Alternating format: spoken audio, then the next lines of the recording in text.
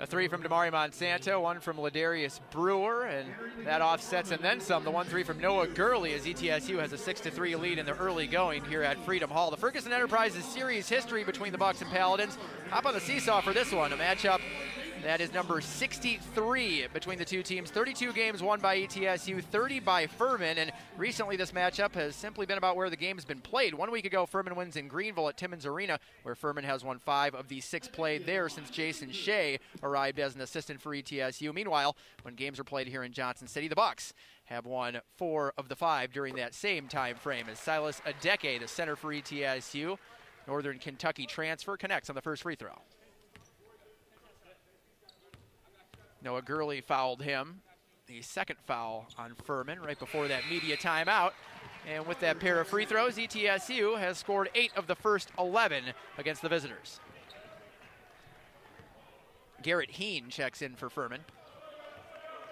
And the man handling the ball here is Joe Anderson, local product, at least local to this Northeast Tennessee region, as Clay Mounts has that one rim out, and it's an offensive rebound for Heen and a second chance for Furman. Heen with an offensive rebound in space. Furman trying to get Clay Mounts going. 1 for 13 from the field Wednesday at VMI. Mounts, same spot, same result. Ty Brewer with that 40-plus inch vertical high for the rebound. David Sloan doing the ball handling for ETSU, his first appearance today, transfer out of Kansas State. Charlie Weber is trying to post up the much smaller Joe Anderson. Sloan keeps it instead, and the finger roll is just short. The rebound for Mounts. Sloan looking right at that mismatch. Weber with Anderson ISO'd on the low block. Sloan elects to take it one-on-one. Jalen Pugh, wearing number 1 for Furman, is in as well, as Anderson had a good look at the basket inside off that pass, deferred to Bothwell for a 3. He missed, and Sloan has the rebound. Bothwell, the clean look off the hammer pass from Anderson, can't get it to go down. Wow, Ladarius Brewer off the power hop was off balance and still found a way from 6 feet right in the middle of the paint. Might be the best player in the league at scoring from the mid-range. It's a tough shot, Mike, off the bounce. Love how he came to a jump stop and elevated. And a charge.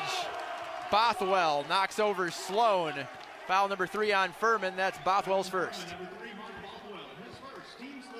And what did Brewer do that Bothwell did not? The jump stop, and you see the forearm into the chest. Sloan, the veteran play, selling it to the officials, making it difficult not to make that player control foul call.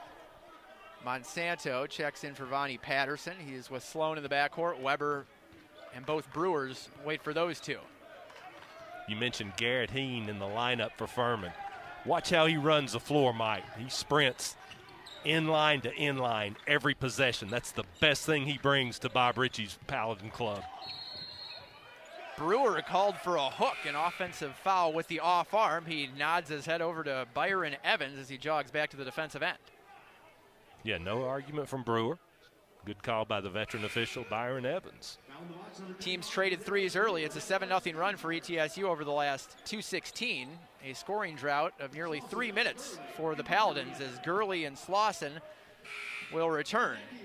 Great job by ETSU defensively, pushing Furman out on the floor. Of the Paladins' first 9 attempts from the field, 7 of those beyond the arc, making only 1.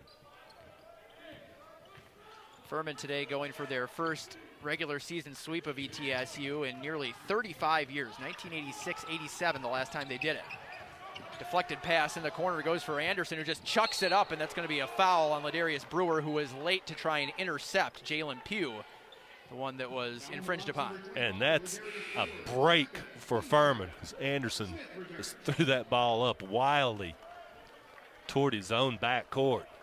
Big foul, that's number 2 on Ladarius Brewer, the only 2 fouls called on the Bucks so far. And same problem for Brewer on Wednesday against Western Carolina for the Bucks when ETSU scuffled offensively until the final 5 minutes. Yeah, interesting to see how long does Jason Shea go without him before rolling the dice. Bucks the touchdown advantage can afford to let Brewer sit a while. Joe Anderson tried the backdoor pass to an inattentive Jalen Pugh. And on the other end, Damari Monsanto, his second 3, ETSU 3 of 4 from downtown. How did Monsanto get that open?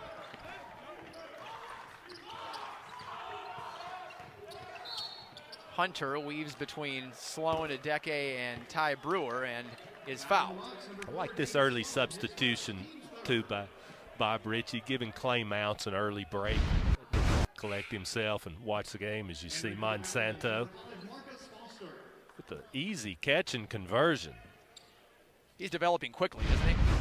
You weren't sure at the beginning of the year what you're going to get from the redshirt freshman, but you look now and he's a top 2 or 3 option for the Bucks. And the energy that he brings, just pounding both glasses, offensively and defensively.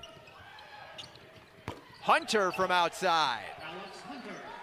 Furman's only scored from deep, 2 of 8 now from beyond the arc, have only taken 2 shots inside of that 3-point line. They've gone 0 of 2 from there. I've always liked this guy, Alex Hunter. I think he's the most underrated player in the league. He's their top on-ball defender, has greater than a 2-to-1 assist-turnover ratio. Monsanto from the same spot, heating up. Basket might as well be the ocean for Monsanto right now. He's got a 3rd 3. Ever the more important with Ladarius Brewer on the bench. I'm convinced he can make that. Is Furman going to extend and run him off that line? He's too comfortable. Marcus Foster doing the ball handling. Bit of a seldom used sub as Hunter now wants to go to work against Sloan. Beautiful pass, a block from behind by Sorrell Smith on Slauson. And Sloan forced it the other way, and perhaps unnecessarily so, lost it out of bounds.